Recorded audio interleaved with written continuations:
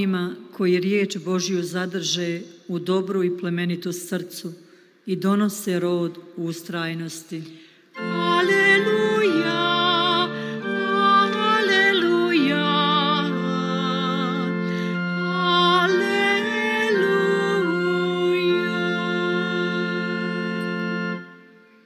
Gospodin s vama. I s duhom tvojim. Čitanje Svetog Evanđelja po Luki. Slava tebi, Gospodine. U ono vrijeme govoraše Isus: čemu je slično kraljevstvo Božije? Čemu da ga prispodobim? Ono je kao kad čovjek uze koruščino zrno i baci ga u svoj vrt. Uzraste i razvi se u stablo, te se ptice nebeske gnijezde po granama. I opet im reče: čemu da usporedim kraljevstvo Božije? Ono je kao kad žena uze kvasac, zamjesi ga u 3 mjere brašna, dok sve ne uskisne. Riječ Gospodnja. Slava tebi, Kriste.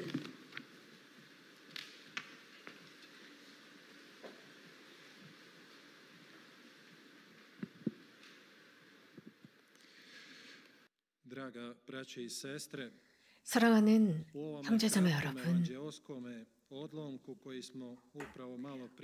오늘 우리가 들은 이 간단한 복음 말씀, 이 말씀을 통해서 가장 먼저 예수님께서는 하느님의 나라를 무엇과 비교할 수 있을까라고 물으셨습니다. 그러면서 우리들에게 2가지 예를 들어서 하느님 나라를 설명해 주십니다. 하느님의 나라가 무엇과 비슷할까? 말씀하시면서 당시의 사람들이 이해할 수 있도록 아주 쉽게 설명해 주셨습니다. 그래서 사람들이 하느님의 나라에 속하는 것이 무슨 의미일까를 잘 알아듣도록 했습니다. 그 하느님의 나라는 어떻게 도달할 수 있을까, 또 어떻게 실천할 수 있을까를 가르치셨습니다. 예수님께서는 어느 한 사람이 작은 겨자씨 하나를 가져다 자신의 정원에 심었습니다. 그리고 큰 나무가 되어서 오히려 그 큰 나무에 하늘의 새들이 와서 둥지를 틀고 깃들였습니다. 형제자매 여러분, 이 부분에서 예수님께서 우리들에게 말씀해주고 싶어 하시는 것은 질적인 면입니다. 즉, 그 씨 안에 들어있는 질적인 면입니다. 겨자씨는 굉장히 작습니다. 또 공관복음의 다른 부분에서는 이 겨자씨는 매우 작아서 겨우 사람의 눈에 보일 정도다라고 했습니다. 하지만 자라기 시작하면 그 정원을 가득 채울 정도로 큰 나무가 됩니다. 하느님의 나라의 논리는 그 거대한 것, 그것이 아닙니다. 양적인 것, 그것이 아닙니다. 오늘 예수님께서 우리들에게 말씀하신 이 예를 통해서 우리가 신자로서, 그리스도인으로서 하느님으로부터 받고 있는 것, 그것을 사람들에게 얼마나 주느냐입니다. 겨자씨는 자기 자신을 선사했습니다. 이렇게 선사하는 행위를 통해서 생명이 탄생했고 위대한 생명, 위대한 것으로 드러났습니다. 오히려 하늘을 나는 새들이 그 나무를 보고 기뻐하면서 그 나무에 앉아서 거기에 둥지를 틀 정도로 아주 멋진 나무가 되었습니다. 이렇게 예수님께서는 이 비유 말씀을 통해서 우리가 높은 곳으로 받은 그 모든 것, 그것은 매우 거대한 하느님의 선물입니다. 우리 그리스도교 신자들은 이 거대한 것을 받았기 때문에 우리 자신을 다른 사람들을 위해서, 위대한 프로젝트를 위해서 주어야 하는 임무를 지니고 있습니다. 즉, 하느님의 나라를 위한 것입니다. 사랑하는 형제자매 여러분, 그리스도인 삶의 의미는 선사함, 의탁함, 섬김에 있습니다. 그것은 사람들을 지배하고 축적하고 끌어모으는 것에 있지 않습니다. 위대해지기 위해서는 우리가 받은 그것이 척도가 되어야 합니다. 우리는 포르베스라고 하는 이 잡지에서 자주 이 세상의 유명한 사람들의 목록을 볼 수 있습니다. 그 중에 축적하고 있는 사람들은 많은 것들, 물질적인 것, 많은 지산들을 축적하고 있는 사람들의 이름들을 볼 수 있습니다.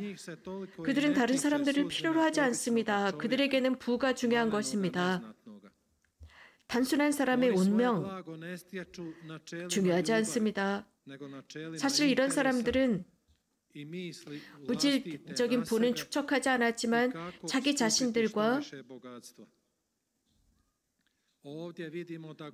자기 자신들을 보고 있습니다. 그러나 부를 축적하는 사람들은 누구에게도 관심이 없고 오로지 물질에게만 관심이 있습니다. 그러나 작은 겨자씨는 그렇지 않습니다. 예수님께서는 우리가 이 삶을 살아가면서 우리도 겨자씨 같은 모습, 다른 사람을 섬기고 관대하고 자비하고 사랑을 실천하는 사람이 되라고 하십니다. 예수님 그리스도께서는 가장 먼저 당신의 삶으로 모범을 보이셨습니다. 기쁨의 씨, 사랑의 씨, 평화와 신뢰의 씨를 곳곳에 가시는 곳마다 심으셨습니다. 이런 모범은 예수님의 말씀을 믿은 사람도 이렇게 살았습니다. 그분을 받아들이고 그분을 따랐습니다. 그리고 자신의 주변에 선함과 사랑을 심었습니다. 그리고 나서는 매우 위대한 열매들을 거두었습니다. 정말 우리도 모든 성인들을 우리가 예로 든다면 아마 시간이 모자랄 지경으로 많은 성인들이 이런 모범을 보여주셨습니다. 몇 날 며칠이 걸릴 것입니다. 그 중에 몇몇 성인들을 예로 들어보겠습니다. 성 베네딕토. 그는 매우 위대한 수도회를 창설하셨습니다. 그분께서는 당신 마음에 간직한 것이 바로 형제와 청빈이었습니다. 부유한 집안에서 태어났지만 그리스도께 봉사하기 위해서 모든 것을 다 포기했습니다. 바로 이 말씀, 이 겨자씨의 말씀을 듣고 이 청빈을 마음에 심으셨습니다. 청빈을 심으셨을 때 매우 거대한 유산을 받으셨고 그 유산은 혼자만 간직하신 것이 아니라 세상 곳곳에 심으시고 뿌리셨습니다. 그럼으로써 베네딕토 수도원을 창설하시게 됩니다. 또한 베네딕토 수도회는 서양 전체를 문명화했다고 할 수 있습니다. 이 유럽이라는 대륙에 하느님의 씨앗을 뿌림으로써 그렇게 됐습니다. 특별히 또 다른 성인은 프란치스코 성인입니다. 저희들이 또 속해 있는 수도회이기도 합니다. 아시시의 프란치스코 성인은 하느님의 말씀 중에서 청빈의 씨를 심었습니다. 이 청빈의 씨를 심었을 때 위대한 나무, 정말 거대한 나무로 자랐습니다. 그래서 세상 곳곳으로 가지가 뻗어나갔습니다. 많은 사람, 많은 남녀를 매료시켰고 그들이 이러한 나무에 함께 참여할 수 있도록 했습니다. 가난함을 향한 겸손과 사랑을 드러냈습니다. 돈으로 따지자면 가난했지만 영적으로는 매우 부유하신 분이었습니다. 아시시의 프란치스코 성인은 자신의 어떤 신학적인 지식으로 사람들을 끌어들인 것이 아니라 그 인성 자체가 아름다웠습니다. 인격 자체가 아름다웠습니다. 그분이 지니고 있었던 그 모든 아름다움이 어디로부터 오는지를 드러냈습니다. 그것은 절대자 하느님으로부터 오는 것이었습니다. 그분의 성덕과 그분의 순수함과 청빈함을 통해서 당시에 정말 많은 사람들이 그리스도께 갈 수 있었고 그리스도를 따를 수 있었고 지금도 그렇습니다. 그분의 이러한 마음의 순수성이 다른 사람들의 마음을 사로잡았습니다. 기쁨을 가져왔습니다. 예수님을 향한 기쁨을 지니게 했습니다. 형제자매 여러분, 우리들 마음 안에 지녀야 하는 것은 하느님의 씨앗입니다. 그분의 선하심입니다. 그분의 말씀의 씨앗입니다. 그분의 말씀은 절대로 우리들을 배반하지 않습니다. 그분의 말씀이 인간의 마음에 심겨졌을 때는 열매 없이는 절대로 되돌아가지 않습니다. 정말 많은 열매들을 맺습니다. 우리는 단 한 가지 자문만 해보아야 합니다. 정말 우리들의 마음은 하느님께로 열려 있을까? 하느님의 말씀을 위한 봉사를 할 준비를 하고 있을까? 그분을 믿을 준비가 되어 있을까입니다. 형제자매 여러분, 중요한 것이 있습니다. 우리 그리스도교 신자들의 증인입니다. 삶을 통한 거룩한 증거입니다. 그 결과 다른 사람들이 우리들의 삶을 보고 그리스도께 매료당할 것입니다. 사랑은 우리들을 강하게 만듭니다. 이 세상에서 오늘 예수님께서 말씀하신 것처럼 누룩과 같이 됩니다. 한 여인이 얼마 되지 않는 누룩을 밀가루에 섞었습니다. 아주 작은 두 꼬집의 누룩을 밀가루 섬알에 집어넣었더니 엄청나게 부풀었습니다. 빵도 만들 수 있고 케이크도 만들 수 있고 과자들도 만들 수 있습니다. 예수님께서 이 말씀을 하신 이유는 우리가 작아져야 한다는 것입니다. 작은 한 꼬집이어도 그분의 말씀에 개방되어 있는 한 꼬집이 되는 것입니다. 형제자매 여러분, 이러한 성덕은 눈에 보이지 않습니다. 만약에 우리가 이 성덕을 실천하지 않는다면 우리들은 이 세상에서 그것을 증거할 수가 없습니다. 하느님의 말씀을 받아들이는 사람들, 하느님의 말씀에 확신을 얻고 그분의 진리에 확신을 얻고 마음 깊이 그분의 말씀을 받아들이고 그분의 성령을 받아들일 때 많은 열매를 맺게 되어 있습니다. 사랑하는 형제자매 여러분, 그런 말이 있습니다. 우리 각각은 이 세상에서 주님께 봉헌되었고 또 우리는 이 교회에 속해 있다고 했습니다. 예수님께서 이 하시는 말씀은 이 세상에 그분께 봉헌되기를 바라십니다. 그리스도인 공동체를 통해서입니다. 다름 아닌 혼배 결혼 성사를 통해서입니다. 그래서 오늘 제1독서에서 바오로 성인께서는 남자와 여자의 생활에 관해서 언급하고 계십니다. 남녀 두 사람은 서로 일치해서 온전히 서로를 위한 봉사를 합니다. 서로를 위한 희생을 해나가면서 살아가고 서로를 위해 희생하면서 기도 속에서 살아가고 서로를 위한 봉헌을 합니다. 예수 그리스도께 나가는 자세입니다. 바오로 성인께서는 우리도 이렇게 살아야 한다고 했습니다. 특별히 아내와 남편이 서로가 서로를 위한 희생을 하고 서로를 위한 포기를 하고 사랑하는 것입니다. 그리스도께서 교회를 사랑했듯 남편이 아내를 사랑하는 것입니다. 교회는 단 한 번도 인류를 배반하지 않았습니다. 이 인류가 교회 그리스도를 이해하지 못했어도 한 번도 배반한 적이 없습니다.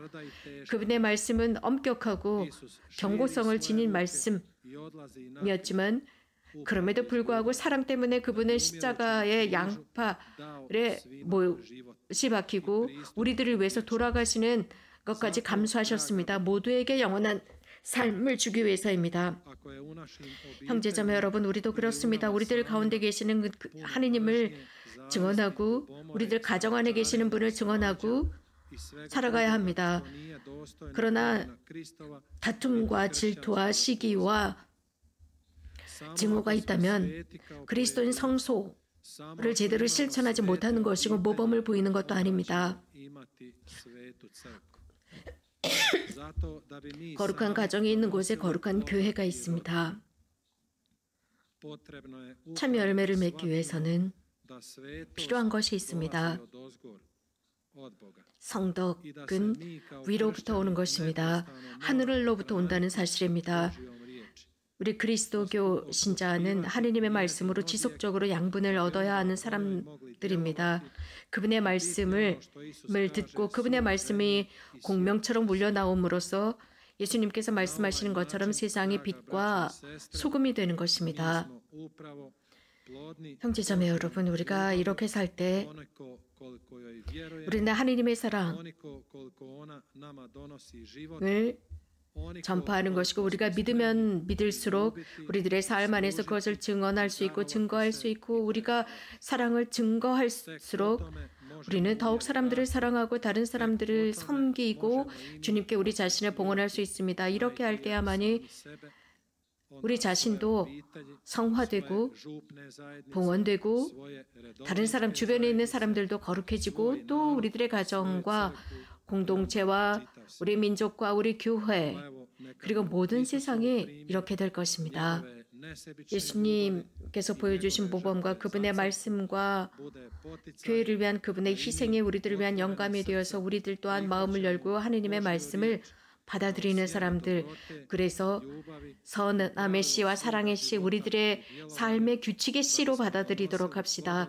그럼으로써 하느님의 나라에 걸맞는 열매를 맺도록 합시다. 아멘.